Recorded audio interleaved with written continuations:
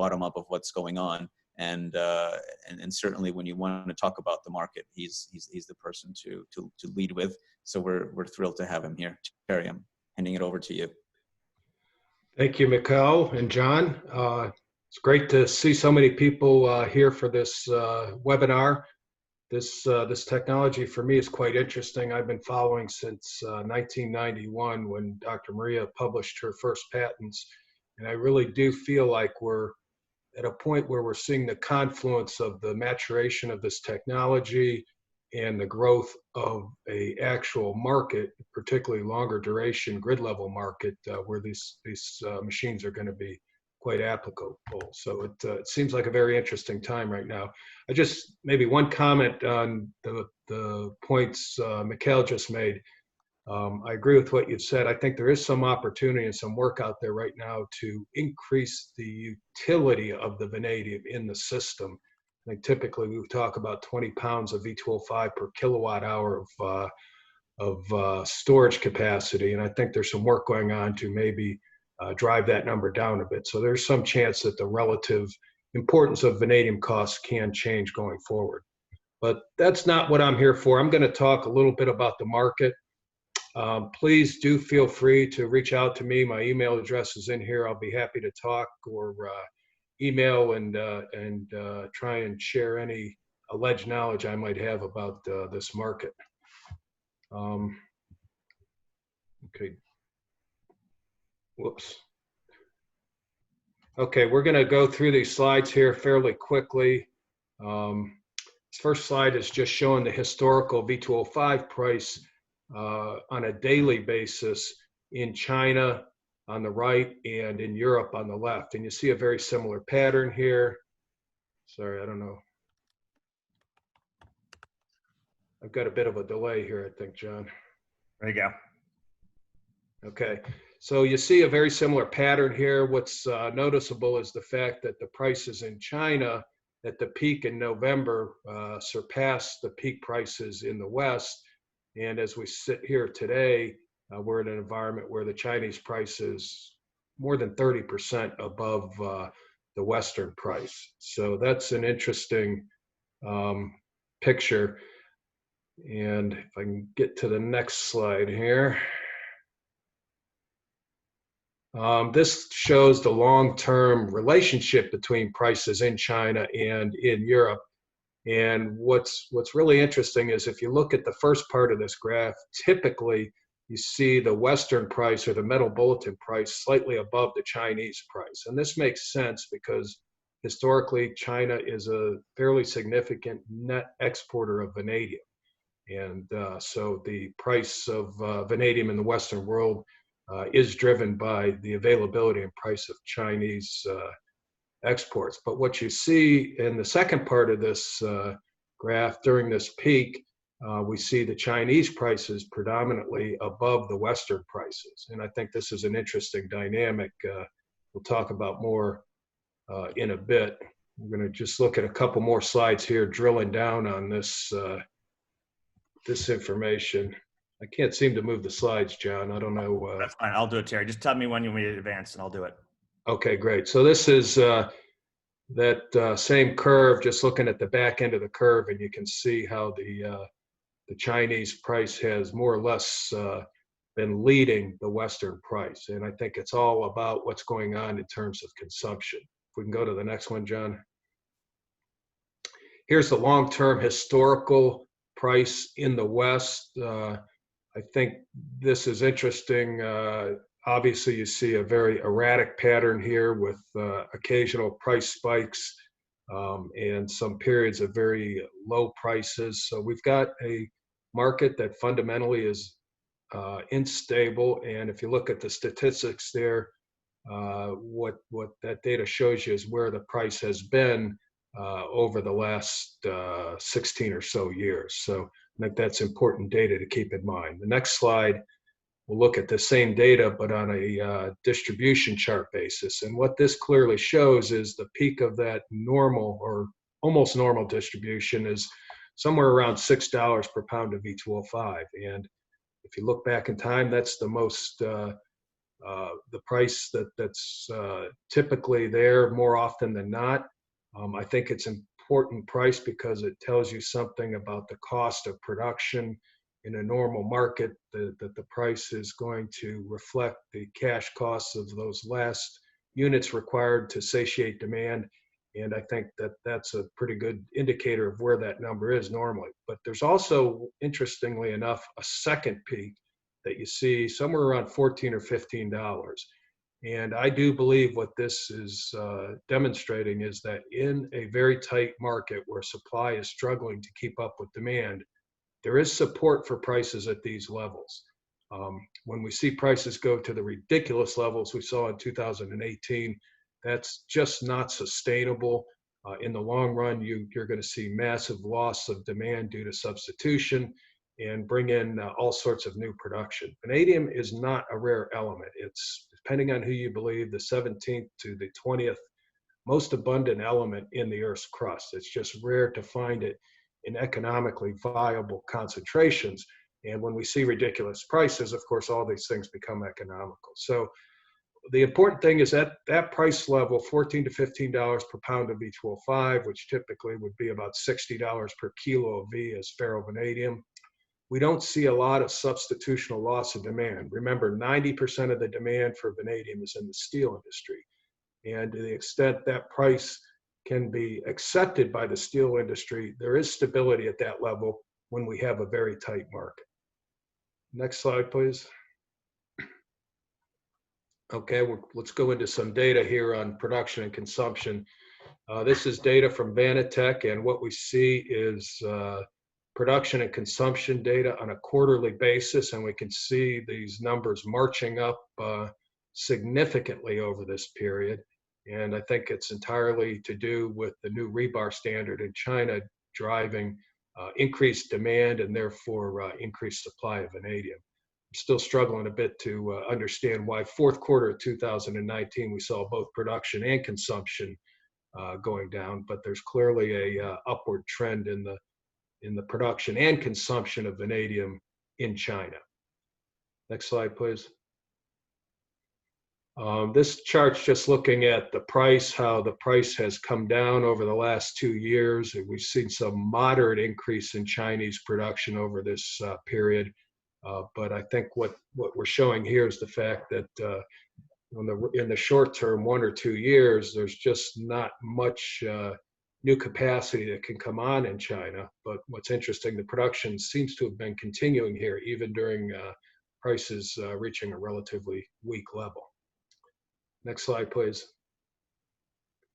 So in China, vanadium production and consumption grew at a very high rate over the last couple of years. In China now, what we're seeing is steel production has surged and is now above where it was pre-COVID. And so what we're seeing is the consumption of vanadium is continuing to grow, but I would suspect that the supply of vanadium is unable to grow really from where it's at now, and there's some news suggesting it's going to fall back a bit in China. Next slide, please.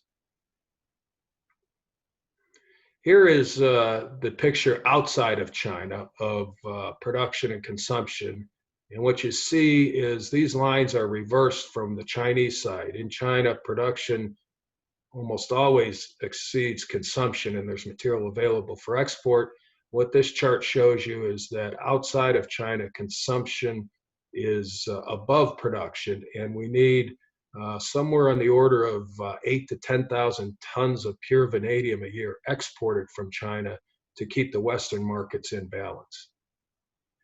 The other thing you'll see here is that consumption outside of China has actually decreased over this period, and that's a reflection of the loss of demand due to high prices.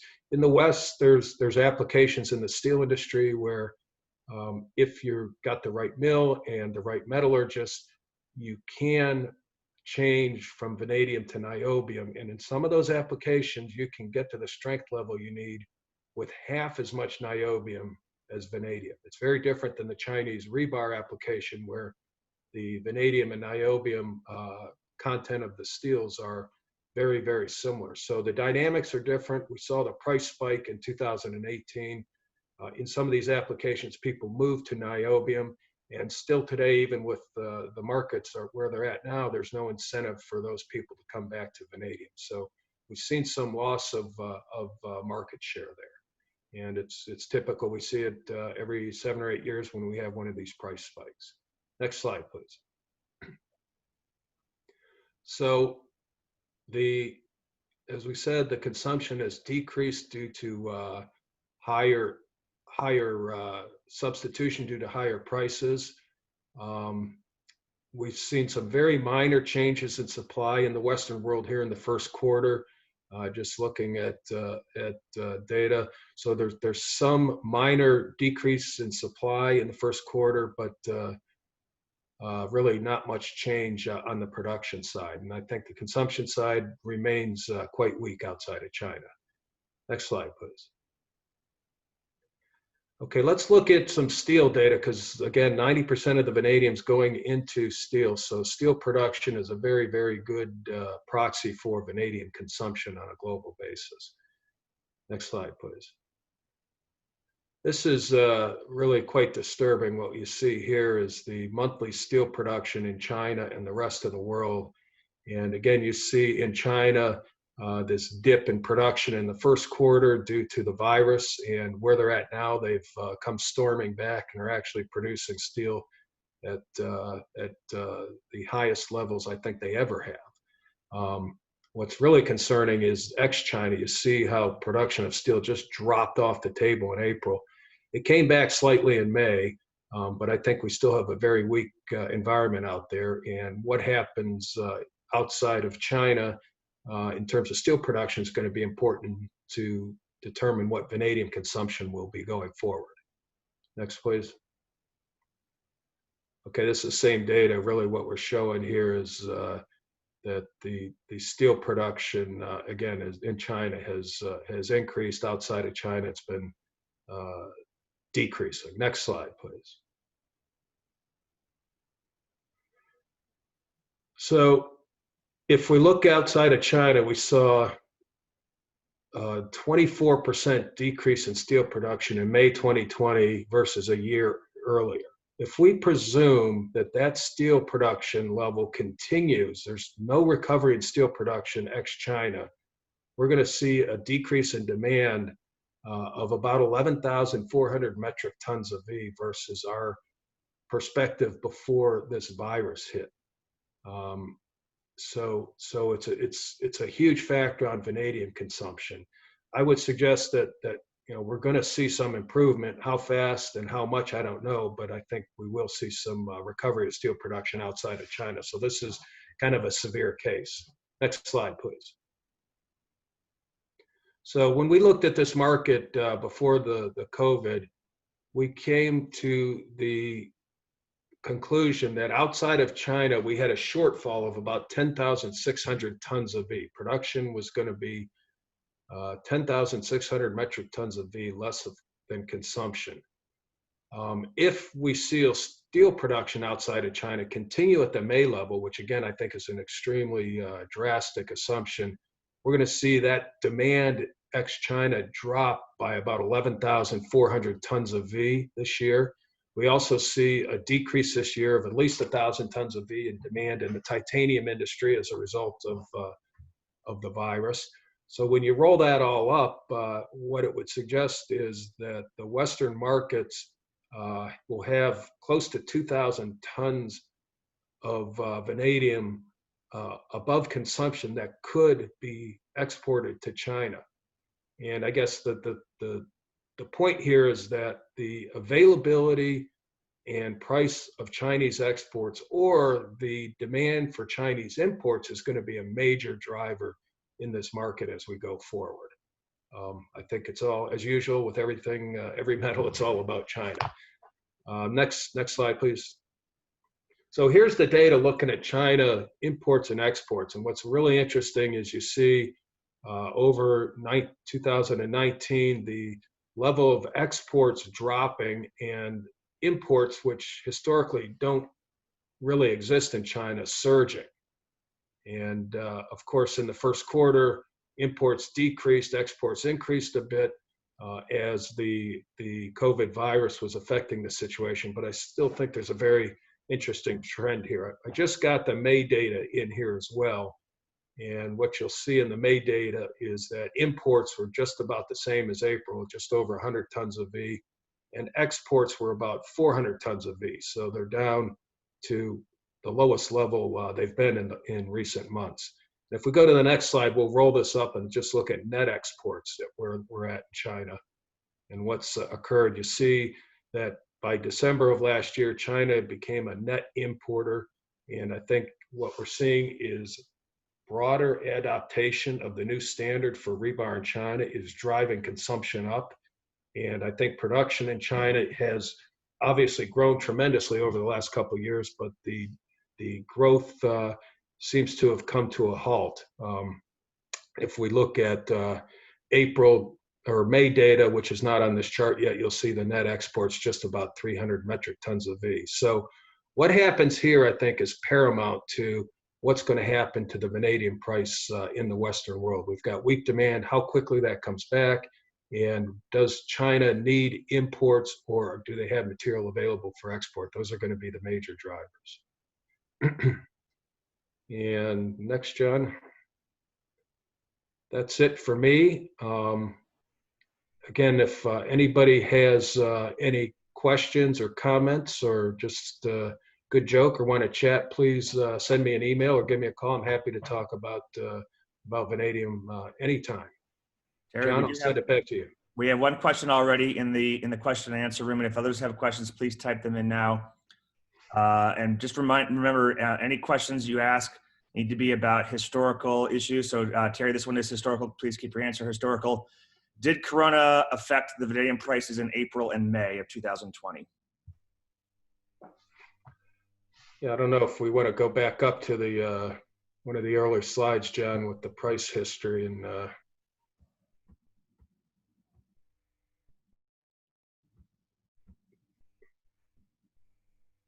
Okay, so what this chart's going to show you is that the vanadium price actually was rising in the first quarter. And if you look at all the metals in the world, and noble metals in particular, it's really interesting. Vanadium prices in general are up 7 or 8% in the first quarter versus late last year.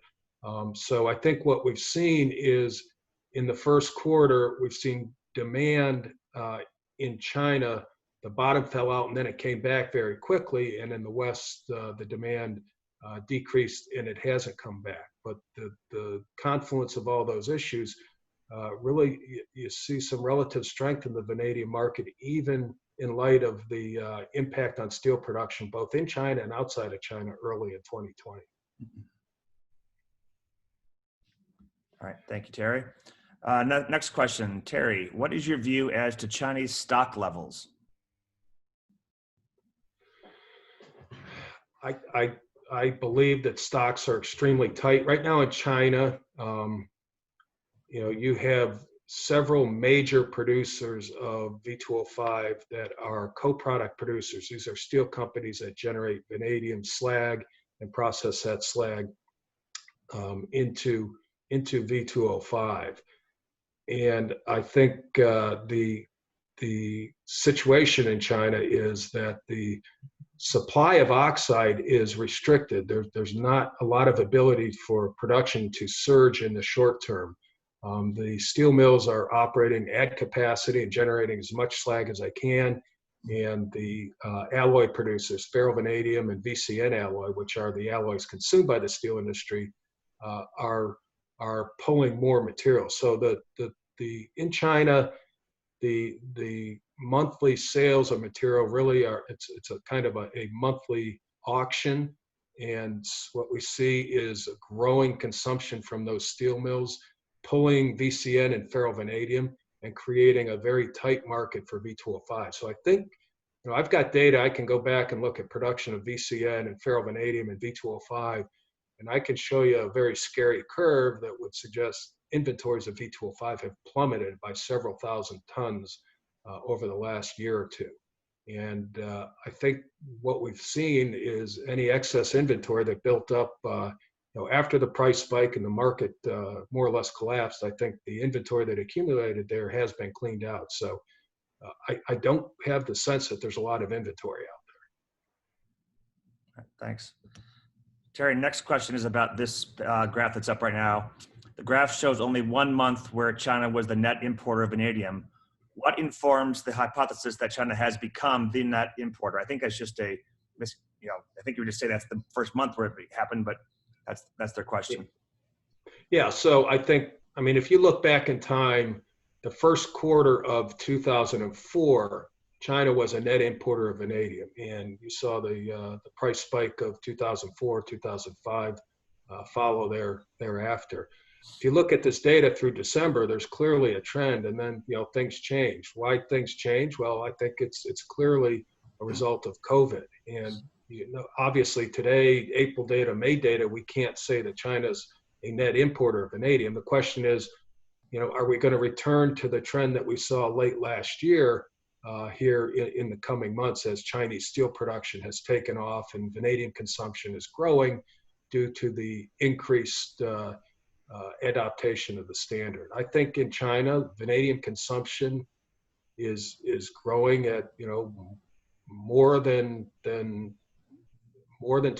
a year right now. All right. Next one, Terry, and this is asking about the cost of production. If you could maybe talk about these in relative terms, not in absolute cost dollars.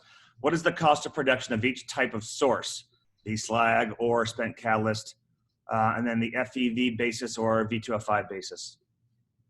So you really have three important sources of raw material in the vanadium world. About 70% of vanadium production is utilizing vanadium-bearing slag generated at steel mills in Russia and China and one steel mill in New Zealand. In these steel mills, there is a cost to the steel mill to generate this slag. They have obviously some capital investment in the melt shop to allow them to drive the vanadium into the slag before they start the calcium additions in the steelmaking process. But from an operating standpoint, they have to blow a few thousand cubic meters of oxygen through the metal. They've got some labor, and they'll lose some iron to the slag when they generate this slag. So there is a cash cost associated with generating the slag, and then there's obviously a cost of converting that slag to V2O5. If we look at primary vanadium mines, it's somewhat similar situation. Same ore, we're just going through a different process to extract the vanadium and not the iron. And again, you've got a mining cost and a refining cost. And the third leg is the secondary guys, vanadium coming out of the ground in oil that ends up either in spent catalyst, resid upgrading catalyst, or it ends up in ashes or boiler slags resulting from burning vanadium-bearing oils. And typically those materials are bought and sold at some percentage of the vanadium market, and then there's a cost to convert those materials to vanadium. So you can envision this third leg of the industry having kind of a cost for raw material that typically moves with the market. And the other two legs of this market having relatively fixed costs that don't change with the market. I think if you want to know, what the cost curve looks like and what those cash costs of those last incremental units required to meet the market demand are, you can go back and look at that price distribution chart, and I think that tells you a lot. Thanks. Question for Terry. If vanadium is taken as a whole, the balance of supply and demand in China seems to be critical. Are there different aspects of balance across the different vanadium products? For example, FeV, V2O5, nitrides, etc. So in China, the major application for vanadium is in concrete reinforcing bars, steel bars used in concrete construction. And for various technical reasons, VCN is the perfect fit for that application. So what you see in China is at least 60, maybe 70% of the consumption of vanadium by the steel mills occurs as VCN alloy. Outside of China, it's a much, much, much smaller percentage, and the vast majority of consumption is as ferrovanadium.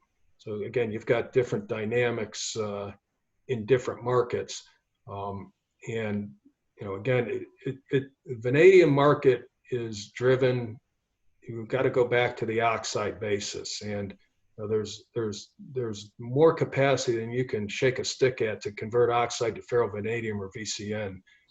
So the production and the cost and the price of vanadium is really driven by the availability of economically viable raw materials.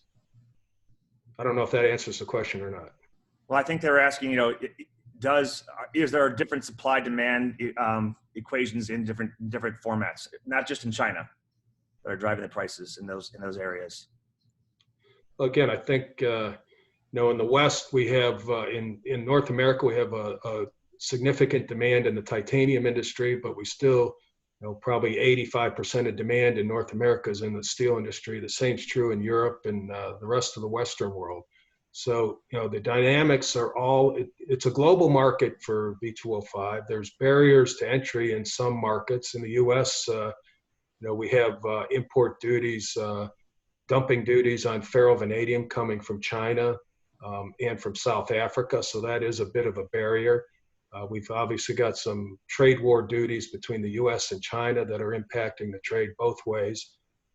But other than those issues, again, it's a global market, and it's all driven by availability of oxide. All right, I think we have time for just a couple more questions here. One is, Terry, can you touch on vanadium demand and premium in the chemicals market?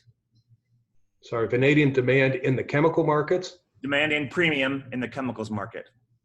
Yeah, so vanadium, in round numbers, about 5% of the vanadium consumed in the world goes into, quote, chemical applications.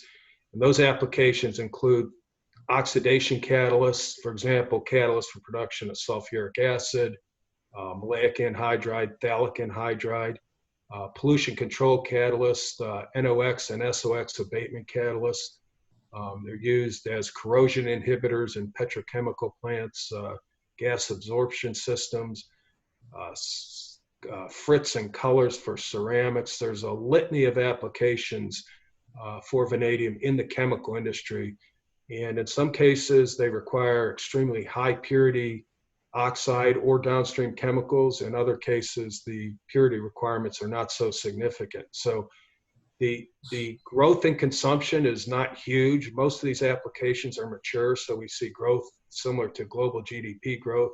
There's always new things coming out. There's a lot of exciting things, John, that you're aware of going on in terms of research for new applications for vanadium. But if we look at existing applications, you've got a fairly stable market growing at global GDP, and the premiums for higher quality materials really run a spectrum based on what the specific requirements are. If the chemistry requirements are very strict, then they're going to be quite high. If they're not, they're going to be quite low. So there's not one answer. There's kind of a continuum there of price premiums for higher grade materials. When we talk about vanadium in general, we're talking about commodity grade, 98% pure V2O5 flakes. And if we want to go above that, then we start talking about special products and special price regimes. Great. And then one final question, and then there are some more that are in here that I will share with Terry afterwards. And to the extent he can answer some of these, we'll get those out to you. Terry, sorry, I'm new to this commodity. Is there a price difference between metallic vanadium for the steel industry and V2O5? Yeah, so the steel industry consumes, outside of China, primarily ferrovanadium, and inside of China, primarily vanadium carbonitride.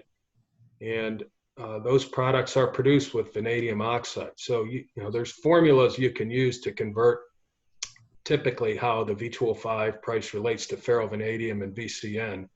So there's a very, very strong relationship there. The oxide is converted to the alloy through a carbothermic or aluminothermic reduction process. So there's costs associated with that. There's some yield loss. And if you do the math, you'll see if you take the vanadium oxide cost per pound of vanadium contained in the oxide, divide it by the yield, and add a recovery cost, you can calculate the ferrovanadium price. So if you go back and look at those indexes, typically the arbitrage between those indexes reflects the cash cost of conversion and the loss of recovery. Great. Thank you, Terry.